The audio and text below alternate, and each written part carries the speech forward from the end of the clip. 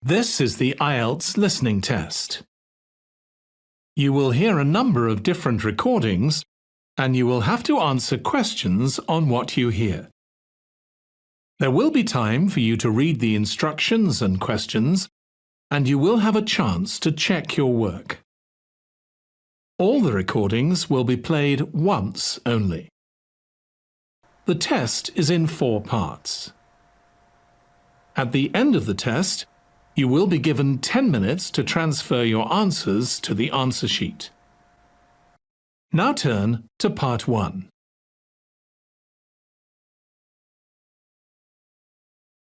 Part 1.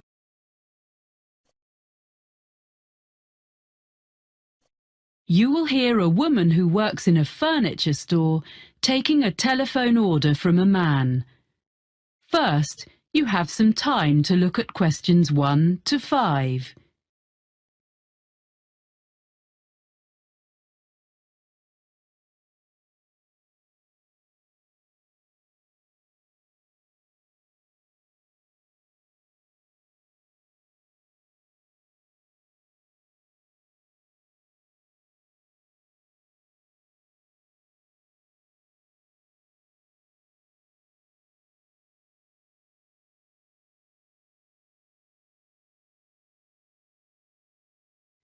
Now we shall begin. You should answer the questions as you listen, because you will not hear the recording a second time. Listen carefully and answer questions 1 to 5. Good afternoon, Megaquip. This is Sally speaking. How may I help you? Oh, hello. I'd like to order some items from your catalogue. Yes, are you an existing customer? No, I've only just moved here from South Africa, but I picked up your winter catalogue in the city centre yesterday. Fine. The winter catalogue is our current one. As you're a new customer, I need to take a few details from you. Sure. Your name is? Oscar Greening. That's Oscar with a K. Oskar? Yes. Greening. And your address? York Terrace. Here in the city? Yes. What number? It's a flat, number 52C. C. Got that. And would that be the same address for delivery? No, actually, I'm out all day, but my neighbour can take delivery at number 5 York Avenue. It's just round the corner. Okay, fine. Number 5. I've got that. And will you be paying by debit card or credit card? Well, I don't have any cards yet. I'll have some shortly, but I want these things this week, if possible. Could I come to the store and pay cash in advance? Well, I guess so. I'll make a note. I'm afraid that payment method doesn't entitle you to a discount. No, I didn't expect one for that.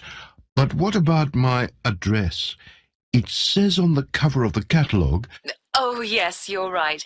Of course, York Terrace is within the city, so you get free delivery and 5% discount on your order. Oh, good. Before you hear the rest of the conversation, you have some time to look at questions 6 to 10.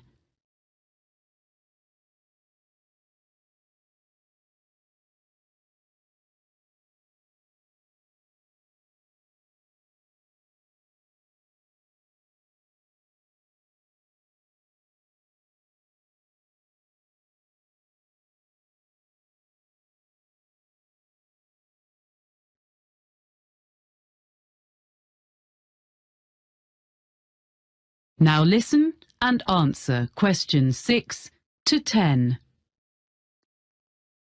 So, what would you like to order? You have our current catalogue, you say? Yes, I need 3 things for the room where I study. My office, I guess. The most urgent is a desk lamp. Is your catalogue number 664 in stock? 664? That's, not Home Office. It's in the living section of the catalogue. It is. I want a small one that clips onto the edge of the desk. Yes, no problem. In which colour? I'd like the greyish-coloured one, please. Oh, you mean the shade we call slate. Yes, it's a nice colour. And I wondered, could I get that when I come in to pay, rather than waiting for delivery? I really need to be able to read at night, and the lights in this flat are useless. Yes, I'm sure that'll be okay. I'll note down that customer will collect. What else did you want? Well, I need a chair which gives good support when I'm using my computer. I saw one in your home office section, and I think it would suit me. It's on page 45, item number 129. Yes. And it's fully adjustable, isn't it? Let me see. Height, yes. Back, yes. I'm not sure about the arms, though. Oh, that could be a problem. I'm very tall. What about 131 on the same page? That has adjustable arms, seat, everything. But can I get that in the same colour? I mean, the green, like the one it shows. Oh, they all come in the full range of colours. Okay, so I'll go for 131 in green then. I think you'll like that. My brother's very tall and he uses one. We can make sure there's one on the delivery van to you early next week. Oh, good. Thanks. And so, lastly, I need a filing cabinet for my documents. A little filing cabinet with 2 drawers. Okay, 2 drawers. Do you want the ordinary one or the lockable one? It's an extra £20. Sorry, what's that? You can have it with a lock, which is more secure. Oh, yes, please. Okay, so that's number 153. It doesn't by any chance come in slate, does it? Well, it's similar, but the commercial office furniture doesn't come in so many shades. So it's grey? That's right. Fine, that'll do. Now, about delivery, the 2 items will probably come at different times, as we have the chair in stock here, so our van will bring it, as I said. The filing cabinet will be coming direct from London, so today is the 29th of September, say not more than 4 days. That'll be delivered on or before the 3rd of October. You'll have them both within 4 days. That's fine. I'll drop in tomorrow morning to pay and get the lamp. Thanks for all your help. Thank you for your order. Let me know if we can do anything else for you. Thank you. I will. Bye. Bye.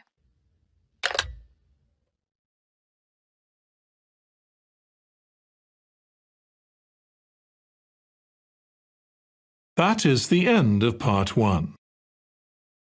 You now have 1 minute to check your answers to part 1.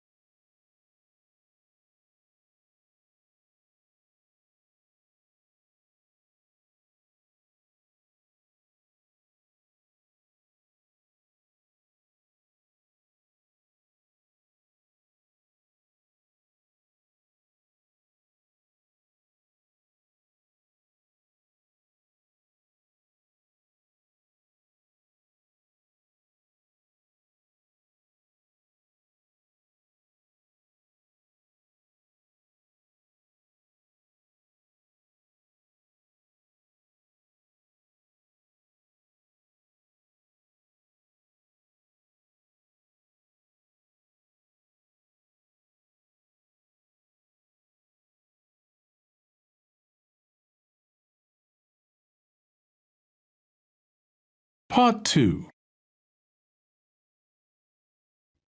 You will hear a man taking a group of tourists around a museum site. First, you have some time to look at questions 11 to 14.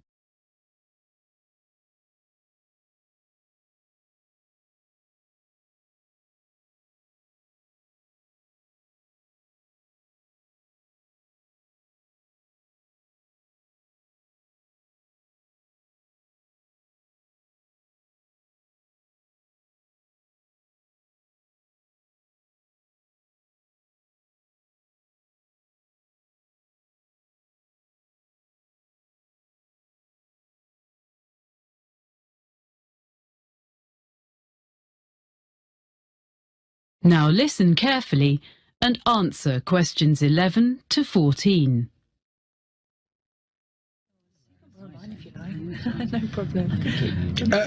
Welcome to Brampton Museum. I'm going to tell you a little bit about the museum first and then show you round. As you can see, Brampton is an open-air museum. The first open-air museums were established in Scandinavia towards the end of the 19th century, and the concept soon spread throughout Europe and North America, and there are several in Britain, all of which tell the history of a particular part of the country. Brampton focuses on life during the 19th century. The site was chosen because there were already some historic 19th century buildings here, and others have been dismantled in different parts of the region and rebuilt on the site.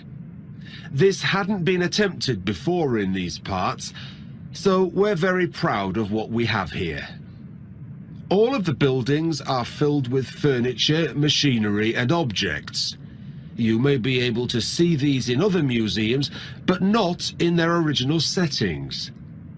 What also sets Brampton apart from other museums is that the story of the exhibits is told not by labels, but by costumed staff like myself. I look after sheep, cows and hens, which are much the same as those you see on modern farms, but I use traditional methods to care for them. You will also be able to see a blacksmith and a printer, as well as other craftspeople. If you talk to them, you'll be able to find out what life was really like 150 years ago. Our program of activities during the year has guided walks, an agricultural fair, and all the other events you would expect a museum to have. But remember, here you experience them in the real surroundings. The site is divided into different areas. The main building contains our High Street, which is a street of 19th century shops, offices and some homes. There's a stationer's shop which sells a range of specially selected cards, prints and copies of Victorian stationery, all available for purchase by visitors. Upstairs in the same building, a printer demonstrates the production of posters, business cards and advertising material. Across the street from the stationer's is a clothes shop, and there's a baker's where you can watch a demonstration of someone making bread, cakes and pastries. We also have a sweet shop, which has old-fashioned sweets for sale. Vintage trams travel along from one end of the street to the other, carrying visitors on their journey into the past. We will also be visiting the farm and taking a ride on a steam train. Of course, the main form of transport in those days was the horse, and you can watch horses being exercised in the old stables. This part of Britain was famous for coal mining, and on the site we have part of a mine which opened in 1860 and was worked for over 100 years before closing in 1963. Visitors can put on a hard hat and take a guided tour underground to see how coal was worked and to experience the working conditions in the early 1900s. Before you hear the rest of the talk, you have some time to look at questions 15 to 20.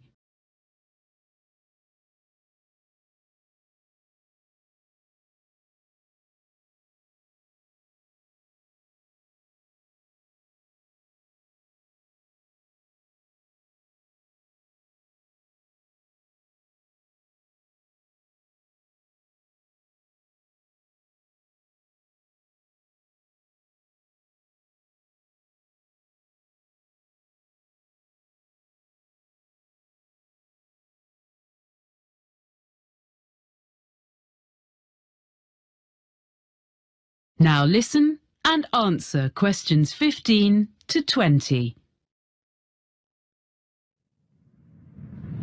Now, if you'd like to look at your map, we'll begin our tour. The site is a bit like a circle, with the railway going round the edge.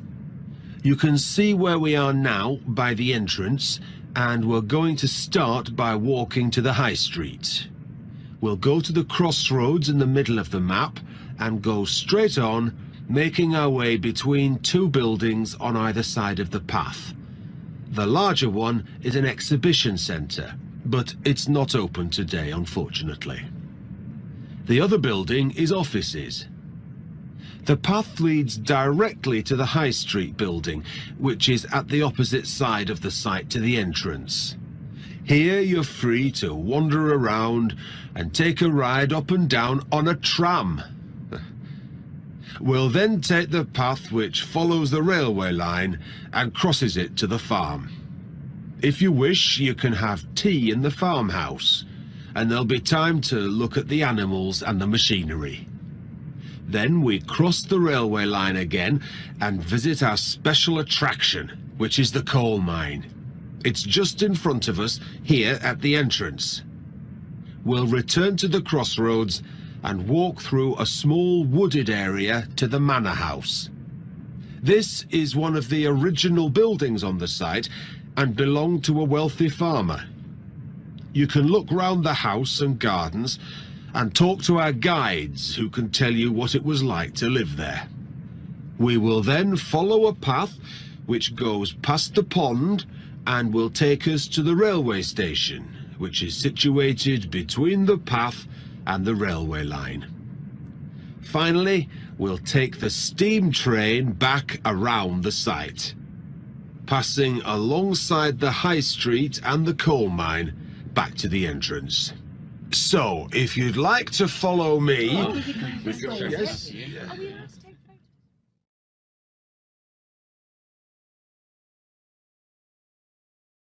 That is the end of part 2.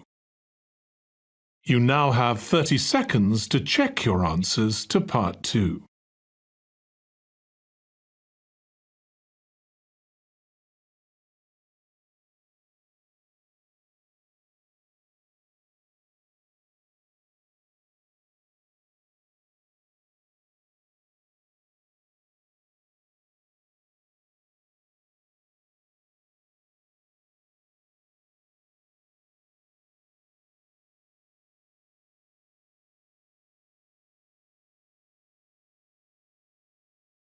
Part 3. You will hear a conversation between Cressida, a student of journalism, and her tutor, Dr. Erskine, about a work placement that she has recently done. First, you have some time to look at questions 21 to 26.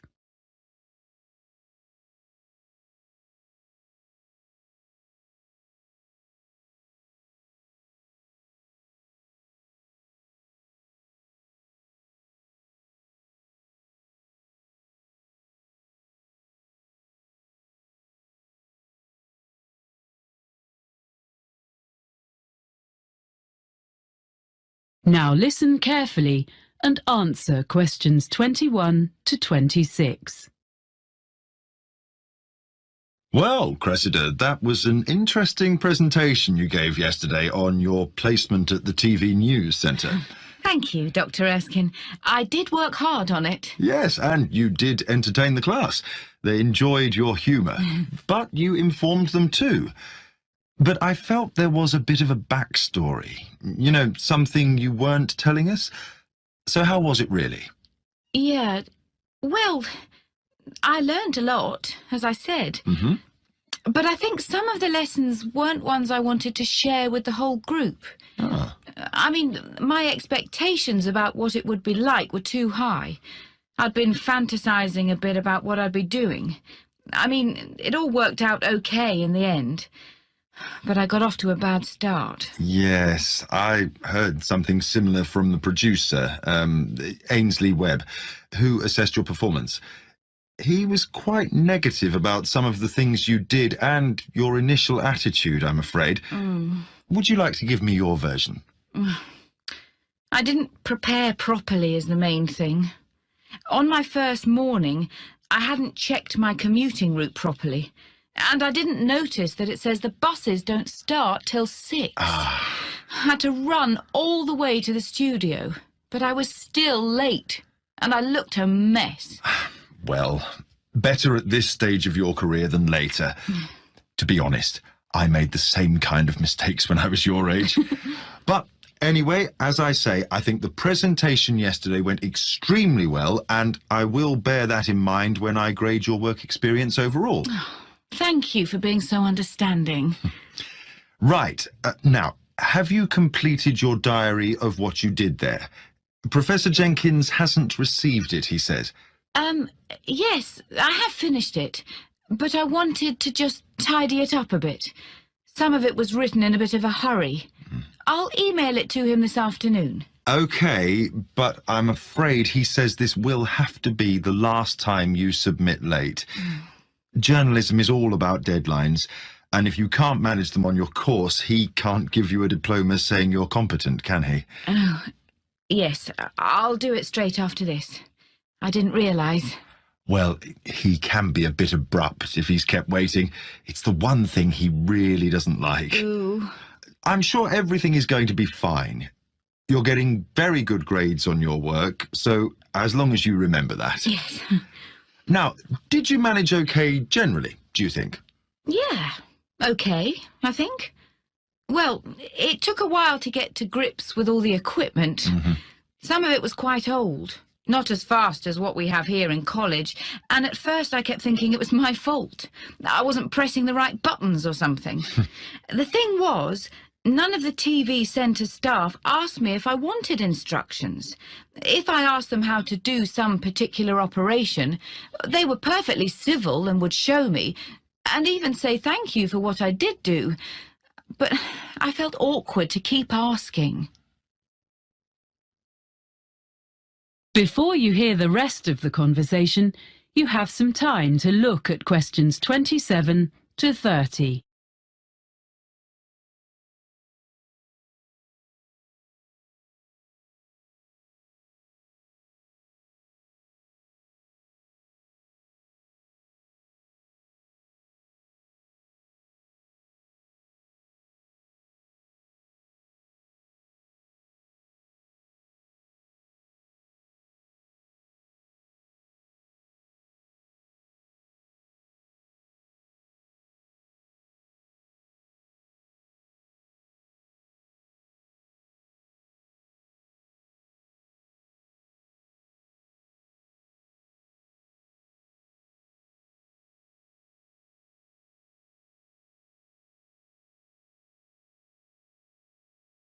Now listen and answer questions 27 to 30.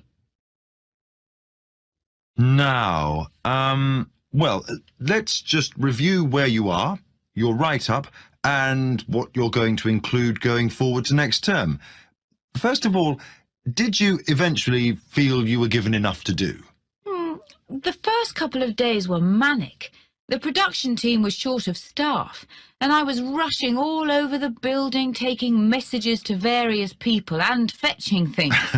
Of course, I didn't know my way around, so I kept ending up in some storeroom or somewhere, instead of the studio I was meant to be in.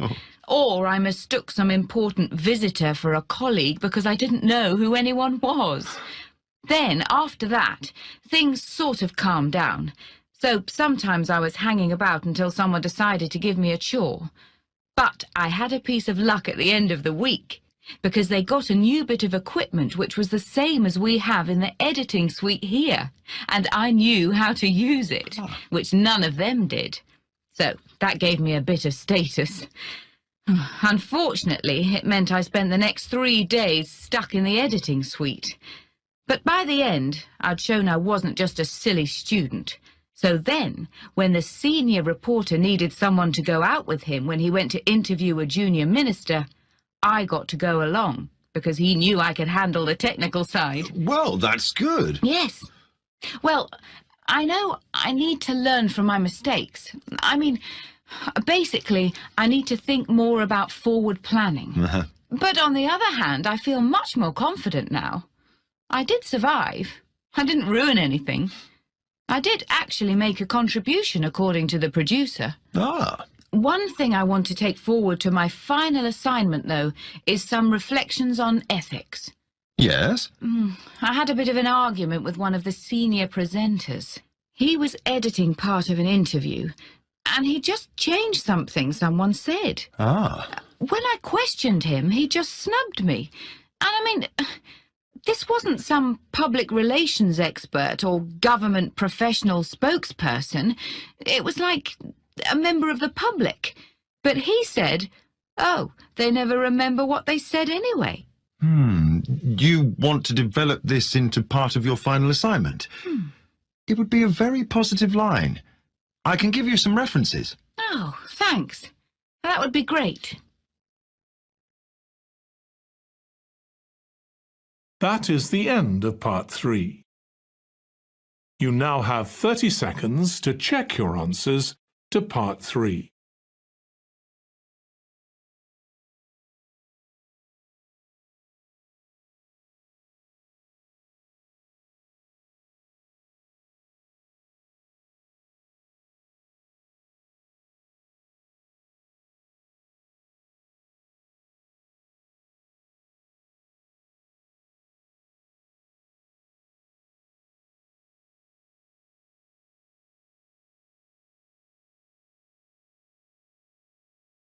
Part 4.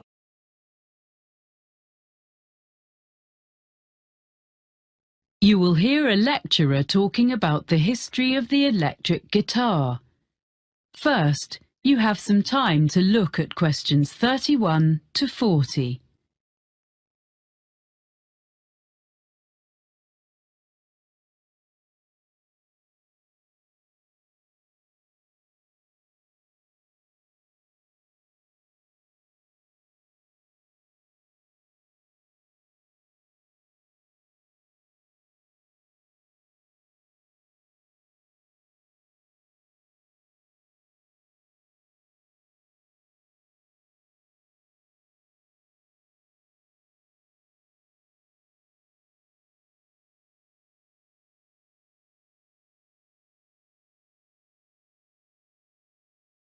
Now listen carefully and answer questions 31 to 40. During today's lecture in this series about the history of popular music, I'm going to look at the different stages the electric guitar went through before we ended up with the instrument we know so well today. The driving force behind the invention of the electric guitar was simply the search for a louder sound. In the late 1890s, Orville Gibson, founder of the Gibson Mandolin Guitar Manufacturing Company, designed a guitar with an arched or curved top, as is found on a violin. This made it both stronger and louder than earlier designs, but it was still hard to hear amongst other louder instruments. During the 1920s, with the beginnings of big band music, commercial radio, and the rise of the recording industry, the need to increase the volume of the guitar became even more important. Around 1925, John Doppiera came up with a solution. He designed a guitar known as the National Guitar with a metal body which had metal resonating cones built into the top. It produced a brash tone, which became popular with guitarists who played blues, but was unsuitable for many other types of music. Another way of increasing the volume was thought of in the 1930s. The C.F. Martin Company became known for its Dreadnought, a large, flat-top acoustic guitar that used steel strings instead of the traditional gut ones. It was widely imitated by other makers. These mechanical fixes helped, but only up to a point. So guitarists began to look at the possibilities offered by the new field of electronic amplification. What guitar players needed was a way to separate the guitar's sound and boost it in isolation from the rest of a band or the surroundings. Guitar makers and players began experimenting with electrical pickups, which are the main means of amplification used today. The first successful one was invented in 1931 by George Beecham. He introduced to the market a guitar known as the frying pan, because the playing area consisted of a small round disc. The guitar was hollow and was made of aluminum and steel. He amplified the sound by using a pair of horseshoe-shaped magnets. It was the first commercially successful electric guitar. So by the mid-1930s, an entirely new kind of sound was born. Yet along with its benefits, the new technology brought problems. The traditional hollow body of a guitar caused distortion and feedback when combined with electromagnetic pickups. Musicians and manufacturers realized that a new kind of guitar should be designed from scratch with amplification in mind. In 1935, Adolf Rickenbacker produced a guitar which took his name, the Rickenbacker Electro Spanish. It was the first guitar produced in plastic, which, because of its weight, vibrated less readily than wood. It eliminated the problems of earlier versions, which were plagued by acoustic feedback. The Electro Spanish had its own problems, however, because it was very heavy, smaller than other guitars of the period, and was quite awkward to play. Developments continued, and in 1941, Les Paul made a guitar which he called the Log, and true to its name, it was totally solid. All previous guitars had been hollow or partly hollow. It looked slightly strange, but the next step had been made towards the modern electric guitar. The first guitar successfully produced in large numbers was made in 1950 by Leo Fender. His Spanish-style electric guitar, known as a Fender Broadcaster, had a bolt-on neck and was initially criticized by competitors as being very simple and lacking in craftsmanship. Yet it was immediately successful and was particularly suited to mass production, spurring other guitar companies to follow Fender's lead. In 1951, Leo Fender revolutionized the music world yet again when he produced an electric bass guitar. This was the first commercially successful bass model to be played like a guitar. It was easier for players to hit an exact note. That's why it was called the Precision.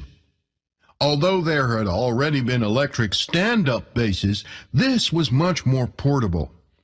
It is now standard in the lineup of any rock band, and some historians suggest that entire genres of music, such as reggae and funk, could not exist without it. In 1952, the Gibson Company became Fender's first major competitor when Ted McCarty created the Gibson Les Paul guitar. It was distinctive because it was colored gold. The reason for this was to disguise the fact that it was made from two different kinds of wood. In 1954, Leo Fender responded to this successful instrument by introducing the Fender Stratocaster. It is easily identified by its double cutaway design and 3 pickups. This model may be the most influential electric guitar ever produced. The modern guitar as we know it was here to stay.